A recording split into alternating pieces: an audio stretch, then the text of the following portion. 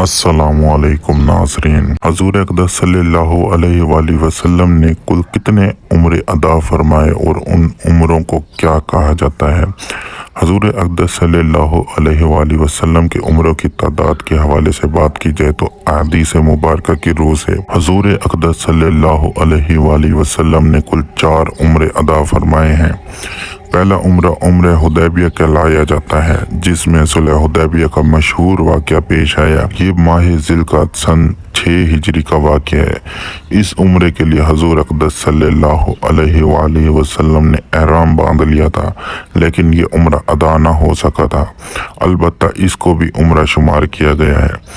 दूसरा उम्र सुलह हुदैबिया के अगले साल माह ज़िलक़ाद सन 7 हिजरी में उम्र अल हुदैबिया की कज़ा के तौर पर अदा फरमाया। इसको उम्र अल कज़ा कहा जाता है। तीसरा उम्र माह ज़िलक़ाद सन 8 हिजरी में जाराना के मकाम से उस वक्त अदा फरमाया जब हज़ूर अक़दस सल्लल्लाहु अलैहि वआलिहि वसल्लम ग़ज़वा हुनैन का माल गनीमत तकसीम फरमा कर फारिग हो चुके थे। चौथा उम्र हज्जतुल विदा के मौके पर माह ज़िलहज सन 10 हिजरी में अदा फरमाया। अगर आपको भी ये वीडियो मालूमाती लगी है और आपके इल्म में थोड़ा सा भी इजाफा हुआ है तो मेरे चैनल को लाजमी सब्सक्राइब करें ताकि इसी तरह आपके इल्म में इजाफा होता रहे। जज़ाकल्लाह।